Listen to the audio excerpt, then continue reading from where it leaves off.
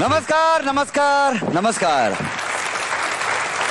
Vaseline एकापेक्षा एक अप्सरा आली पॉवर्ड बाय रिन मध्ये मी पुष्कर श्रोत्री तुमच्या सगळ्यांचं मनपूर्वक स्वागत करतो. आजच्या दिवसाला खास महत्व आहे कारण आज आहे 26 जानेवारी, आपल्या देशाचा 52वा प्रजासत्ताक दिन. याच दिवशी 1950 साली आपलं राष्ट्र प्रजासत्ताक राष्ट्र म्हणून घोषित करण्यात आलं. आपल्या देशाला स्वातंत्र्य मिळवून देण्यासाठी प्राणांची बाजी लावणाऱ्या सर्व क्रांतिकारकांना, देशभक्तांना आणि आजही ते स्वातंत्र्य अबाधित राहावं म्हणून तिन्ही दलाचे जवान आपल्या देशाचं स्वातंत्र्य जपण्यासाठी जे रक्षण करतायत त्या सर्वांना झी मराठी वाहिनीतर्फे तसंच वॅसलीन एकापेक्षा एक अप्सरा आलीच्या संपूर्ण परिवारातर्फे सलाम. गेल्या आठवड्यापासून खऱ्या अर्थानं स्पर्धेला सुरुवात झालेली आहे. आपल्या सर्व अप्सरांनी या स्पर्धेचं गांभीर्य पुरेपूर ओळखलेलं आहे आणि आपल्या तयारीला सुद्धा अगदी मनापासून सुरुवात केलेली आहे. या आठवड्यात सुद्धा तुम्हाला असेच दमदार, बहारदार, बिनधास्त परफॉर्मन्सेस बघायला मिळणार आहेत. पण त्याआधी आपण स्वागत करूया आपल्या गुरूंचं. फुलवा खामकर, मयूर वैद्य आणि जिला मागच्या आठवड्यामध्ये परफॉर्मर ऑफ द वीक असा अवॉर्ड मिळाला त्या आरती सोळंकीची गुरु, जिला आज मधल्या खुर्चीत बसण्याचा मान मिळालेला आहे, त्या दीपाली विचारेचं.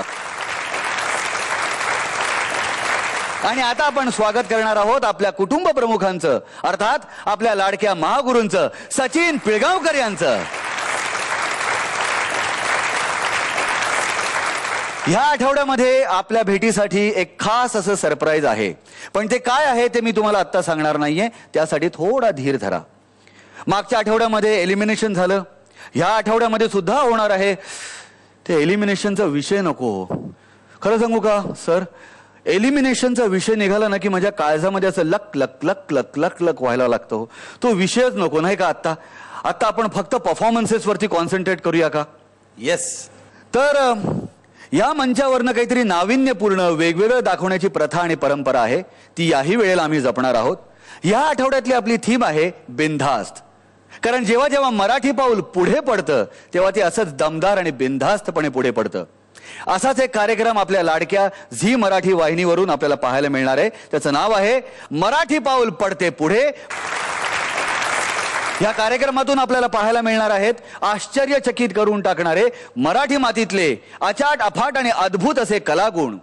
या कार्यक्रमातनं नेमकं काय पाहायला मिळणार आहे याची झलक गेले 2 दिवस तुम्ही पाहत आहात, तेव्हा पाहायला विसरू नका. 31 जानेवारी पासून दर सोमवारी आणि मंगळवारी रात्री 9:30 वाजता मराठी पाऊल पडते पुढे, फक्त झी मराठीवर.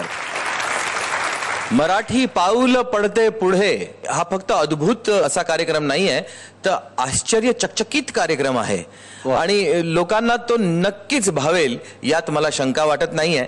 त्यामुळे मराठी पाऊल पडते पुढे याला माझ्या आणि माझ्या संपूर्ण कुटुंबियांकडनं हार्दिक शुभेच्छा.